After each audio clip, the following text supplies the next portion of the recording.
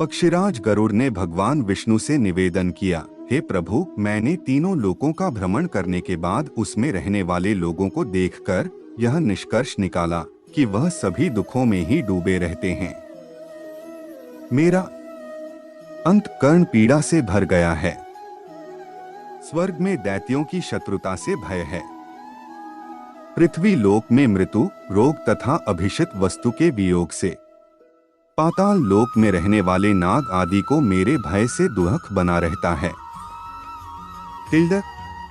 लोक कल्याण के लिए गरुड़ा द्वारा पूछे गए प्रश्नों का भगवान विष्णु द्वारा समाधान का सार इस पुस्तिका के माध्यम द्वारा पेश करने का प्रयत्न किया गया है। पक्षीराज गरुड़ भगवान विष्णु जी से पूछते हैं, हे प्रभु, आप यह बताने की कृपा करें कि दो मरणासन्न व्यक्ति को किस कारण पृथ्वी पर सुलाया जाता है। 3, उसके नीचे कुश और तिल क्यों बिछाए जाते हैं। 4, उसके मुख में पंचरत्न क्यों डाला जाता है। 5, मृत्यु के समय गोदान, अनन्य वस्तुओं के दान क्यों दिया जाता है। 6, उस समय प्राणी आतिवाहिक शरीर कैसे प्राप्त करता है। 7, अग्नि देने वाले पुत्र पौत्र उसे कंधे पर क्यों ले जाते हैं। 8, शव में घृत का लेप क्यों किया जाता है। 9, शव के उत्तर दिशा में यम सूतक का पाठ क्यों किया जाता है।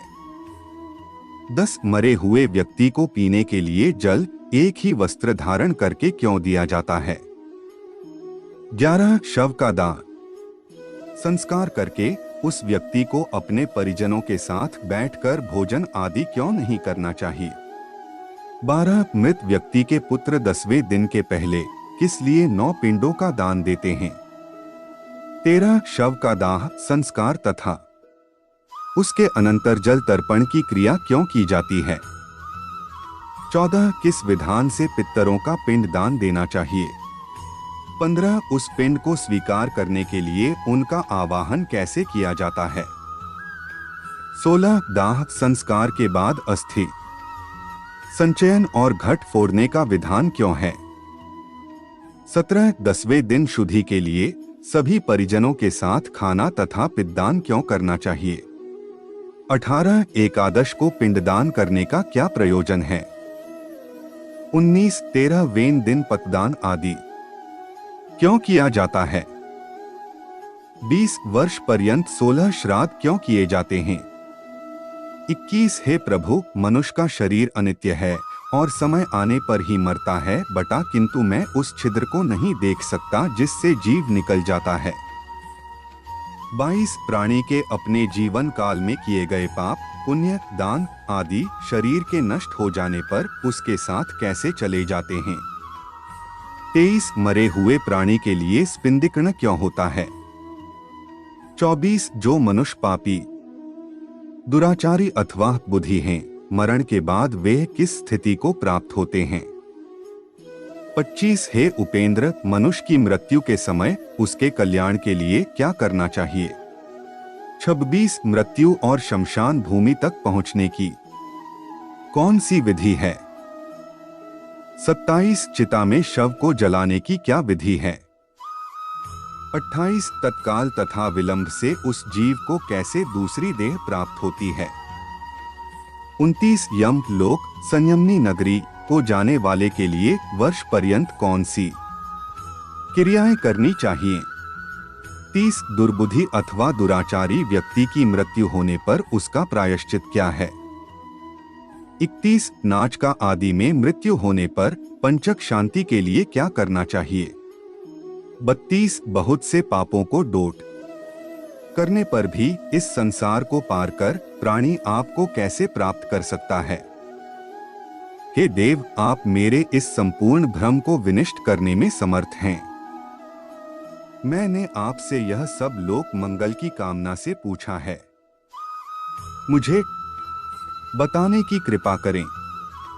श्री कृष्ण जी गरुड़ से कहते हैं, हे पक्षीराज, तुमने जो मानव कल्याण के लिए अपनी जिज्ञासा व्यक्त की है वह सर्वश्रेष्ठ है। अब इसका समाधान सुन। जब मनुष्य अपने पिछले जन्म के अच्छे बुरे कर्म के संचित परिणामों को भोगता हुआ और इस जन्म में कर्म करता हुआ मरणासन्न अवस्था को पहुंच जाता है तो शरीर में कई रोग उत्पन्न होते हैं। एक अचानक सर्प की भांति वह मौत के जगदन में बंधता चला जाता है। वह घर में अस्यहीन, अपाहज, शारीरिक मानसिक पीड़ाओं से पीड़ित, फिर भी जीने की मन में इच्छा को लेकर दुखदायी जीवन व्यतीत करता है। जब मरणासन्न व्यक्ति की इंद्रियों का समूह व्याकुल हो जाता है, चेतन शरीर जड़ीभूत हो जाता है, तब अंतिम क्षणों में एक अलौकिक चेतना आती है जिसमें सभी लोग एक जैसे दिखते हैं। उस समय वह कुछ बोलने योग्य नहीं रहता और प्राण शरीर को छोड़कर यमराज के दूतों के साथ चल देते हैं। जब प्राण शरीर को छोड़ते हैं तो बहुत कष्टदायी होते हैं और ऐसा दर्द होता है जैसे 100 बिच्छुओं ने डंक मारा हो बटा उसके मुंह में झाग बनती है और सारा मुंह थूक से भरने लगता है। उस समय जो प्राणी दुखात्मा होते हैं उन्हें यमदूत अपने पाशबंधों में जकड़कर मारते हैं। जो अच्छे कर्मी होते हैं उन्हें स्वर्ग के पार्षद सुखपूर्वक अपने लोक को ले जाते हैं। भीमकाया दुराकृति यमराज के दूतों को देखकर ही पापियों के मन में भय उत्पन्न हो जाता है। हाहाकार करता हुआ अंगूठे के नाप जितना मृत मनुष्य अपने घर को देखता हुआ यमदूतों द्वारा घसीटा हुआ रास्ते में अनेक यातनाएं सहता हुआ यमराज के सामने ले जाया जाता है। जीव अति भयानक यमराज की काया को देखता है और फिर उसके आदेश पर तुरंत वापस अपने मृत स्थान पर यमदूतों के साथ आ जाता है। वह वापस अपने शरीर में जाने की कोशिश करता है पर यमदूत उसके गले में फंदा डाले रहते हैं। उसे भूख और प्यास बहुत सताती है और बहुत रोता है।